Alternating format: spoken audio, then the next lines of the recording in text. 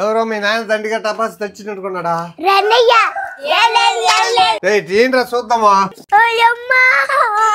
ఏం పాప ఆట ఆడొస్తుండవా చెప్తానా ఏడుకొచ్చినావా మేము టపాసులు పేల్చుకుంటాం పో తాత. నేను మీ తాతను కాదరా వెళ్ళిపోమంటావా? అవును తాత నువ్వు గొమ్మండ్రా తాత లేకుండా టపాసులు ఎట్టుగా ఇస్తావా? నా మనవరాలు మేలురా నీకన్నా ముసళ్ళ పండగ టపాసులు బాక్స్ మా డాడీ తెచ్చినాడు తాత. మా అమ్మ నైనా గొడవ వేసుకునే తాత. బిడ్డలకి టపాసులు తెస్తే గొడవ వేస్తుందా లచ్చమ్మా? ఏంది బాబాయ్ అట్ట అరుస్తున్నావా? నాకు పనుంది బాబాయ్ లోపల. రే ఏమి ఇంకా టపాసు బాక్స్ అట్టే పెట్టుకున్నారు? చూడతా అమ్మ ఎంత కోపంగా ఉందా. టపాసులు బాక్స్ ఇచ్చేసి వచ్చేబోరా. ఎందుకు ఇస్తామా బాక్స్ ని? ఓపెన్ చేయండి టపాసు పేలుస్తామా? ఈ టపాసుకే 2000 అయింది తాత. అందువల్ల రచ్చంతా పొరన్నయ్య ఇచ్చేసి వచ్చేబోరా.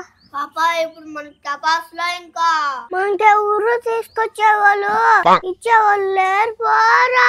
సరే బాబా ఇచ్చేవచ్చేసరా అన్నయ్య కూర్చోరా. పెరుమాళ తాత అడిగి 2000 అమ్మకి ఇచ్చేద్దామా? తాత 2000 తాత మా అమ్మకి ఇచ్చేద్దామా? మనం అందరం టపాసులు పేల్చుకుందామా? హ్యాపీగా గెలుచుకున్నాం తాత. నువ్వే కాల్చుకో హ్యాపీగా. బుద్ధి లేకుండా వచ్చాను నేను ఇక్కడికి. తాగుబోతున్నా సరే బాగుంది. టపాసులు పైన నీళ్ళు పోయేస్తావా? ఏమి ఇంకా బయట మాట్లా రండి గబాని స్నానం చేస్తురా.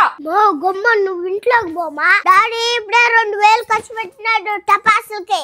అయితే ఇప్పుడు మా బాబాయ్ ఇమ్మంటావా డబ్బులా? ఎందుకేడు మా తాత కదా 2000 కాకపోతే 4000 ఇస్తాడు. ఏం బాబాయ్ ఇస్తావా? ఇస్తా. మా ఇంటికి డబ్బు సెట్ ఉన్నదా? కోసి ఇస్తా. తాత కోపం వచ్చినట్టుకున్నది మా చేతిలో టపాసులు పెట్టి కాల్ చేసాడమ్మా.